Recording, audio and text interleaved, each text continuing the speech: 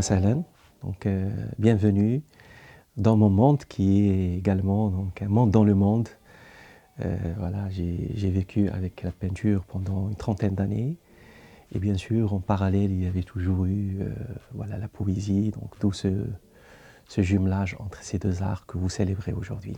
Très heureux donc de mener cette interview prévue dans le cadre de la journée d'études organisée par la faculté des lettres et des sciences humaines Dar El Mehrez Fès à travers le laboratoire Le Crédif. De voir mes chers collègues, mes chers doctorants, doctorantes et des amis si chers venir assister à cette journée pour éventuellement faire une sorte de bilan d'étape de mon expérience entre la peinture et la poésie.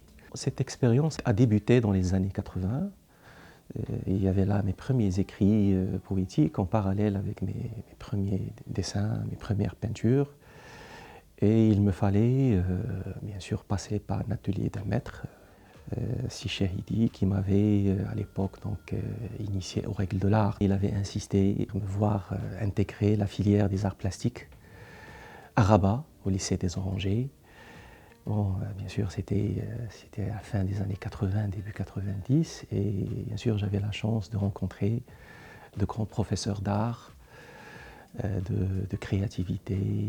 J'avais vraiment donc intégré toutes les bases nécessaires pour donc assimiler, c'est-à-dire ce qu'on appelle la vision artistique. Au fur et à mesure, j'écrivais des poèmes et nous avons vécu à cette époque le changement du monde. Parce qu'on avait bien sûr quitté le monde bipolaire vers un autre monde plus mondialisé.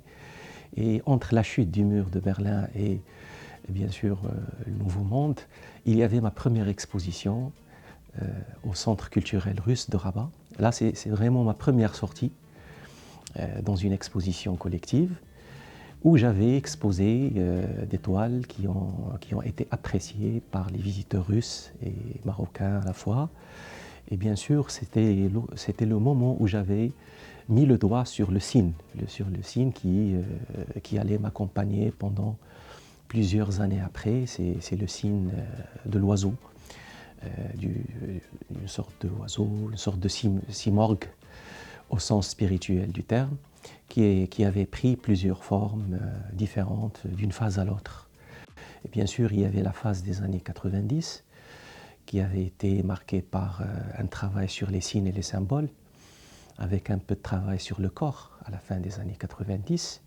Il y avait une autre phase au début des années 2000 où j'avais, tout en travaillant sur ce symbole-là, intégré un dévoilement spirituel à travers mes 3 recueils de poèmes. À partir de 2017-2018, il y a eu une fusion entre l'expérience picturale et l'expérience poétique. J'avais beaucoup travaillé sur la ville de Souaira en tant qu'objet d'étude, mais tout en travaillant sur Souaira, je pensais souvent à nos villes marocaines, ces 2 domaines que vous célébrez aujourd'hui dans cette journée magnifique organisée à Fès, qui est aussi la ville de ma mère, de mes arrière-grands-parents qui étaient passés par le Qarawiyyin. Et je suis si ému de présenter devant vous cette modeste expérience qui va bien sûr être un nouveau point de départ vers une autre étape, Inch'Allah. Dévoilement. Quand le bleu céleste caresse à l'aube l'horizon, une mince et vive lueur ralluma l'âme, épurée dans sa prison. Adam, en Sisyphe, au sommet d'une dune, vit un lumineux pont. Il se prosterna devant l'heureux vide, s'étalant jusqu'à Poséidon. Il songe à Icare, perdu par l'excès de raison, aux sages d'Athènes, à leur heureuse modération, que les grands du médiéval avaient nourri d'invention.